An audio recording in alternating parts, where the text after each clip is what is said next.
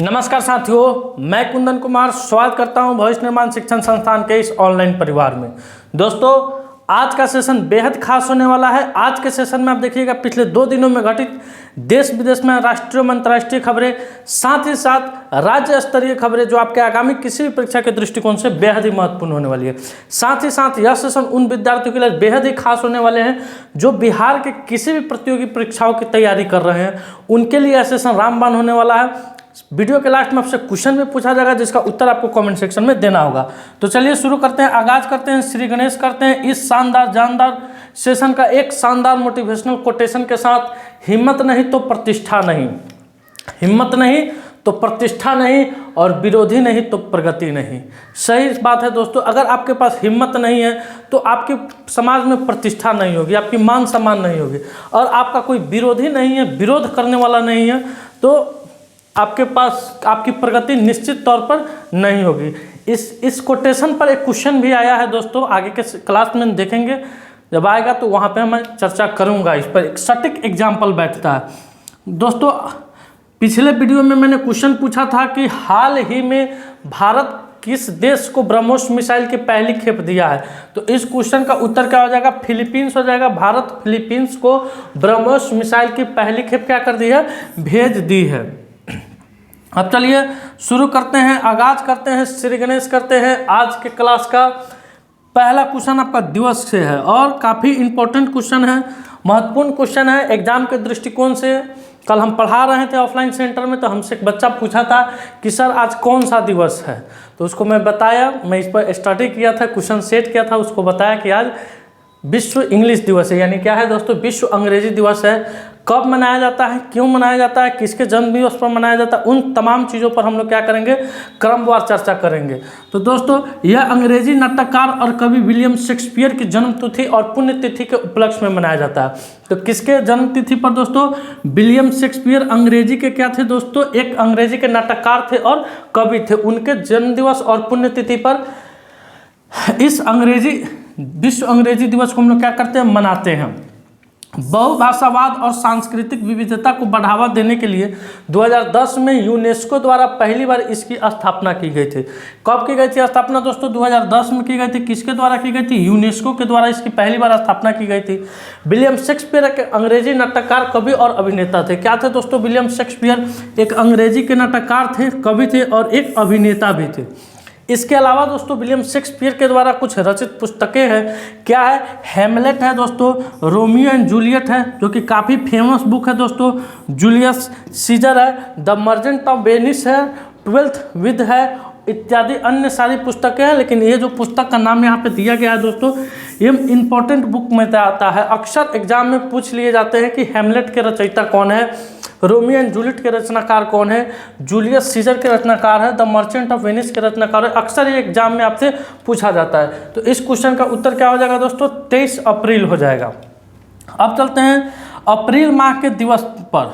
मैंने अप्रैल माह में अब तक जो भी दिवस मनाया गया है उसको हम लोग एक बार देख लेते हैं।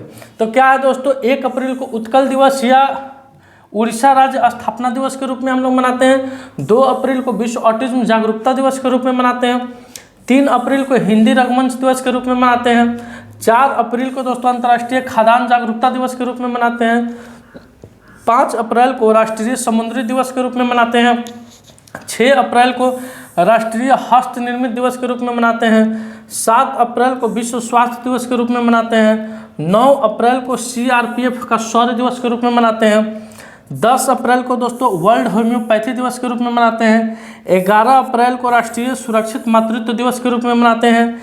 11 अप्रैल को ही दोस्तों विश्व पार्किंसन दिवस के रूप में मनाते हैं। 12 अप्रैल को मानव अंतरिक्ष उड़ान का अंतर्राष्ट्रीय दिवस के रूप में मनाते हैं। 14 अप्रैल को स्मृति दिवस, BR अम्बेडकर के जन्म दिवस के अवसर पर हम लोग मनाते हैं स्मृति दिवस। 14 अप्रैल को विश्व चगास रोग दिवस के रूप में मनाते हैं। 15 अप्रैल को विश्व कला दिवस के रूप में मनाते हैं। 17 अप्रैल को विश्व हीमोफीलिया दिवस के रूप में मनाते हैं। 18 अप्रैल को विश्व धरोहर दिवस के रूप में मनाते हैं। 16 अप्रैल को दोस्तों विश्व आवाज़ दिवस के रूप में मनाते हैं। जो हम लोग बोल रहे हैं उसी के सम्मान में विश्व आवाज़ दिवस मनाया जाता है। 19 अप्रैल को विश्व लीवर दिवस के रूप में मनाते हैं। 21 अप्रैल को राष्ट्रीय सिविल सेवा दिवस के रूप में मनाते हैं। 20 अप्रैल को राष्ट्रीय हम शकल दिवस के रूप में मनाते हैं। जैसे ऐसे मान्यता है दोस्तों कि आपके शकल के पूरे विश्व में 7 आदमी होंगे। 22 अप्रैल को विश्व पृथ्वी दिवस के रूप में हम लोग मनाते हैं। ये तो दोस्तों अब तक का अप्रैल माह का जो भी दिवस है इसको प्रतिदिन रिवीजन कराया जाता है, प्रतिदिन आपके क्लास में। अब आइए अगले क्वेश्चन में, हाल ही में बिहार के कितने जिलों में 10 शहरी पीएच का निर्माण किया जा रहा है? तो दोस्तों बिहार के कुल 7 जिलों में, कितने जिलों में? बिहार के कुल 7 जिलों में पीएच यानी जो प्राइमरी हॉस्पिटल होता है, प्राइमरी हॉस्पिटल का क्या किया जा रहा है? निर्माण किया जा रहा है। कुल इसका बजट कितना है दोस्तों? तो 11.6 करोड़। कुल बजट कितना है? 11.6 करोड़। और किन किन जिलों में इसका निर्माण किया जा रहा है? तो औरंगाबाद में, गया में, पटना में, पूर्णिया, सासाराम, आरा और भागलपुर में, इन 7 जिलों में पीएचसी का निर्माण किया जा रहा है। प्राइमरी हॉस्पिटल का कुल बजट कितना है? 11.6 करोड़ रुपया है दोस्तों। इसे अभी बिहार के स्वास्थ्य मंत्रालय के द्वारा घोषित किया गया। अभी स्वास्थ्य मंत्री कौन है बिहार के दोस्तों? तो सम्राट चौधरी हैं। सम्राट चौधरी हैं अभी बिहार के वर्तमान में स्वास्थ्य मंत्री। अब बढ़ते हैं अगले क्वेश्चन की तरफ। अगला क्वेश्चन है आपके स्क्रीन पर, बिहार के किस जिले की मीरा कुमारी को, बिहार के किस जिले की मीरा कुमारी को वर्ल्ड शूटिंग पारा स्पोर्ट्स वर्ल्ड कप 2024 के लिए भारतीय पैराशूट टीम का कोच नियुक्त किया गया था? इस क्वेश्चन का उत्तर हो जाएगा पूर्णिया। ये रिपीटेड क्वेश्चन है दोस्तों, रिपीटेड क्वेश्चन है, यानी पिछले क्लास में इस क्वेश्चन को करा दिया गया था, फिर से ये टाइप हो गया है। अब आइए अगले क्वेश्चन की तरफ। अगला क्वेश्चन है आपके स्क्रीन पर, मतदान जागरूकता बढ़ाने के लिए हाल ही में बिहार के किस जिले में फिट टू मूव, क्या दोस्तों? फिट टू मूव और फिट टू वोट मैराथन का आयोजन किया गया है। तो दोस्तों मतदान के प्रति लोगों को जागरूकता बढ़ाने के लिए पटना के जिलाधिकारी महोदय, पटना के जिलाधिकारी महोदय कौन है दोस्तों? अभी शीर्षत कपिल अशोक,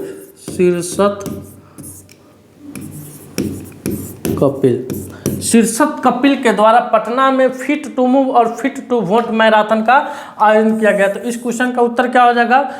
पटना हो जाएगा दोस्तों। अभी दरभंगा के जिलाधिकारी राजीव कुमार के भी द्वारा दरभंगा मतदान केंद्र ऐप का अनावरण किया गया था।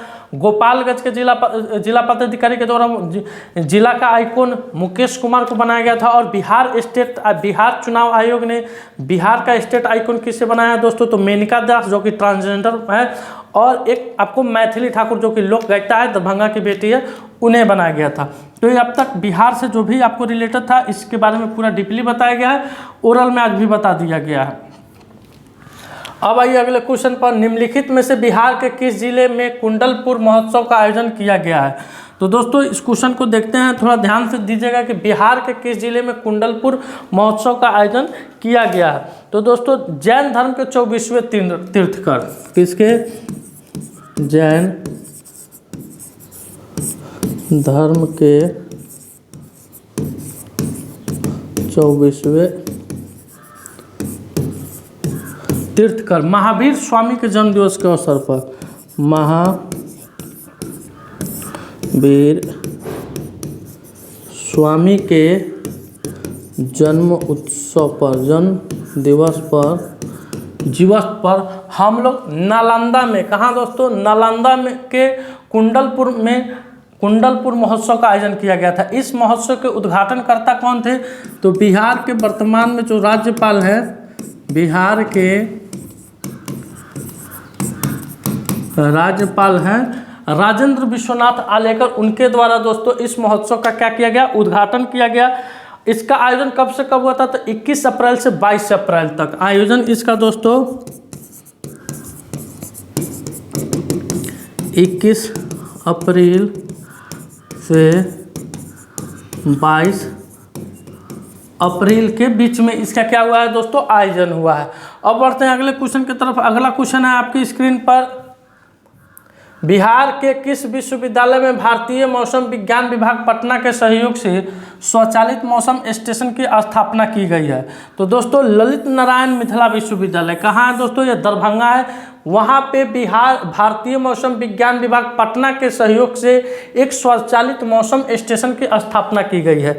इस माध्यम से दोस्तों वहाँ पर जो भी 15 मिनट में हवाएं चलेगी, जो मौसम होगा उसकी जानकारी कौन देगी दोस्तों? जो उस मौसम स्वचालित मौसम स्टेशन की स्थापना की गई है वो देगा। तो इस क्वेश्चन का करेक्ट उत्तर क्या हो जाएगा दोस्तों? ललित नारायण मिथिला विश्वविद्यालय। अब बढ़ते हैं अगले क्वेश्चन की तरफ। अगला क्वेश्चन है आपकी स्क्रीन पर, राष्ट्रीय पंचायती राज दिवस कब मनाया जाता है? राष्ट्रीय नेशनल पंचायती राज डे कब मनाते हैं? इसकी शुरुआत कब हुई थी? इन तमाम चीज़ों पर हम लोग विगतवार दोस्तों चर्चा करते हैं। तो 2 अक्टूबर सबसे पहले जानते हैं कि भारत में सबसे पहले पंचायती राज की स्थापना कहाँ हुई थी? तो 2 अक्टूबर 1959 में, 2 अक्टूबर 1959 में राजस्थान के नागौर जिले में पहला पंचायती राज की स्थापना भारत के उस समय के तत्कालीन प्रधानमंत्री पंडित जवाहरलाल नेहरू जी के द्वारा की गई।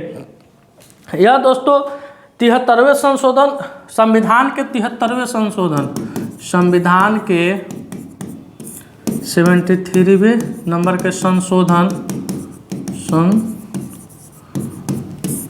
संविधान के 73वें संशोधन के 1993 ईस्वी में, अधिनियम 1993 में इसको लागू किया गया। अधिनियम 1993 ईस्वी में इसको क्या किया गया? लागू किया गया दोस्तों। अब जानते हैं दोस्तों कि राष्ट्रीय पंचायती राज दिवस कब हुई थी? तो दोस्तों केंद्र स्तर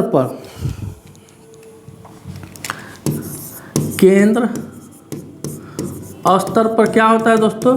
सांसद होता है। राज्य स्तर पर विधायक,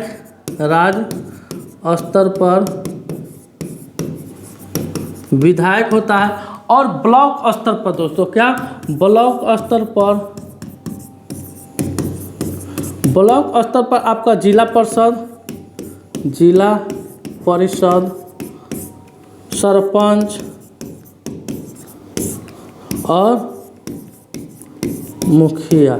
ब्लॉक स्तर पर क्या होता है? जिला परिषद होता है, सरपंच होता है और यह मुखिया होता है दोस्तों। ये आपके कार्यों का क्या करते हैं? निपटारा करते हैं। इसीलिए हर एक साल हम लोग 24 अप्रैल को, कब दोस्तों? 24 अप्रैल को राष्ट्रीय पंचायती राज दिवस के रूप में हम लोग मनाते हैं। कब मनाते हैं? 24 अप्रैल को मनाते हैं। अब बढ़ते हैं अगले क्वेश्चन की तरफ। अगला क्वेश्चन है आपके स्क्रीन पर, हाल ही में किस राज्य में सूखे और भीषण गर्मी के कारण वहाँ के प्रसिद्ध नदी लक्ष्मण तीर्थ नदी सूख गई है? तो दोस्तों जिस तरह से गर्मी बढ़ रही है, जिस तरह से हवाएं तेज चल रही है, तो निश्चित जाहिर सी बात है वर्षा की कमी के चलते कर्नाटक के, कहाँ के दोस्तों? कर्नाटक का लक्ष्मण तीर्थ नदी जो कि वहाँ का फेमस नदी है, वह क्या हो गया है दोस्तों? बिल्कुल सूख गया है, जिसके चलते वहाँ के आसपास के लोगों पर जल संकट का खतरा मंडरा गया। अब कर्नाटक दोस्तों, तो कर्नाटक के बारे में कुछ फैक्ट है। सुतुर यात्रा महोत्सव 2024 कर्नाटक के मैसूर में हुआ था। नमक कैम्बला प्रतियोगिता का आयोजन बेंगलुरु में किया गया है। महिला नेतृत्व वाले स्टार्टअप की संख्या में बेंगलुरु क्या है दोस्तों? शीर्ष पर रहा है। भारत के पहले भूमिगत ट्रांसफार्मर का उद्घाटन कहाँ हुआ है दोस्तों? बेंगलुरु में हुआ है। और न्यू लिटरेट फेस्टिवल 2023 का आयोजन कहाँ हुआ? बेंगलुरु में हुआ। ये दोस्तों 2023 और 24 का करेंट है, इसमें मिक्सिंग है जो आपके एग्जाम के दृष्टिकोण से बेहद ही महत्वपूर्ण होने वाली है। अभी चुनाव के समय कर्नाटक राज्य थोड़ा चर्चा का विषय बना हुआ है कुछ विवादों के लेकर। अब बढ़ते हैं अगले क्वेश्चन में। हाल ही में आईपीएल में 200 विकेट लेने वाले पहले गेंदबाज कौन बने हैं?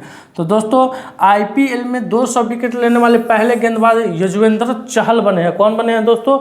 चहल बने हैं। अब आईपीएल 2024 से संबंधित कुछ फैक्ट है दोस्तों, इसमें कुछ क्रिकेट से संबंधित भी फैक्ट है जो आपके एग्जाम के दृष्टिकोण से बेहद महत्वपूर्ण होने वाली है। आईपीएल की किसी एक टीम के लिए सर्वाधिक विकेट लेने वाले पहले खिलाड़ी सुनील नारायण बने हैं दोस्तों। कुल विकेटों की संख्या 172 है। आईपीएल में 250वां मैच खेलने वाले दूसरे खिलाड़ी रोहित शर्मा बन गए हैं। पेंट कॉमिंस और नेट साइबर व्रत को विजडन के विश्व अग्रणी क्रिकेट के रूप में क्या किया गया है? नामित किया गया है। आईपीएल में सर्वाधिक 287 रन बनाने का रिकॉर्ड सनराइजर हैदराबाद के पास है। 500 T20 छक्के लगाने वाले पहले भारतीय रोहित शर्मा बने हैं। और महेंद्र सिंह धोनी ने T20 में 300 कैच पकड़कर एक नया रिकॉर्ड बनाया है। ये दोस्तों IPL से संबंधित कुछ फैक्ट था, जिसको आप स्क्रीनशॉट ले लीजिए और नोट कर लीजिए। धीरे धीरे और फैक्ट भी आएगा। आइए अब अगले क्वेश्चन की तरफ बढ़ते हैं। अगला क्वेश्चन है आपका, हाल ही में कौन सा देश भारत के लिए पहला रक्षा सलाहकार नियुक्त किया है? तो दोस्तों पापुआ न्यू गिनी। कौन दोस्तों? पापुआ न्यू गिनी के कर्नल एडिसन नेफ्यू को भारत का पहला रक्षा सलाहकार नियुक्त किया गया। किसे नियुक्त किया गया दोस्तों? यहाँ पे फर्स्ट नंबर पॉइंट से देखिएगा, पापुआ न्यू गिनी के कर्नल है एडिसन नेफ्यू, जिसे भारत का क्या किया गया है? पहला रक्षा सलाहकार नियुक्त किया गया है। उन्होंने रक्षा बल के कार्यवाहक प्रमुख कमोडोर फिलिप पोलेवारा का स्थान लिया है। किसका लिया है दोस्तों? कमोडोर फिलिप पोलेवारा का स्थान लिया है। भारत और पपुआ गिनी ने 1976 में राजनयिक संबंधों और औपचारिक रूप दिया और उनके बीच मधुर और मैत्रीपूर्ण संबंध रहे। पिछले साल दोस्तों जब भारत के प्रधानमंत्री Narendra Modi Papua New Guinea गए थे, तो वहाँ के राष्ट्रपति के द्वारा काफ़ी सम्मान दिया गया था और एक फोटो वायरल हुआ था जिसमें वहाँ के राष्ट्रपति प्रधानमंत्री मोदी के पैर छूते हुए नजर आ रहे हैं। पापुआ न्यू गिनी की राजधानी कहाँ है दोस्तों? Port Moresby. और मुद्रा क्या है? पापुआ न्यू गिनी कीना। क्या है? पापुआ न्यू गिनी कीना है वहाँ की मुद्रा। अब चलते हैं अगले क्वेश्चन की तरफ। अगला क्वेश्चन है आपके स्क्रीन पर, हाल ही में किस लोकसभा सीट पर बीजेपी के मुकेश दलाल निर्विरोध जीते हैं दोस्तों? तो यह सूरत लोकसभा सीट पर दोस्तों चर्चा का विषय ये भी बना हुआ है। सूरत लोकसभा सीट पर मुकेश दलाल नीलेश कुंभानी को, नीलेश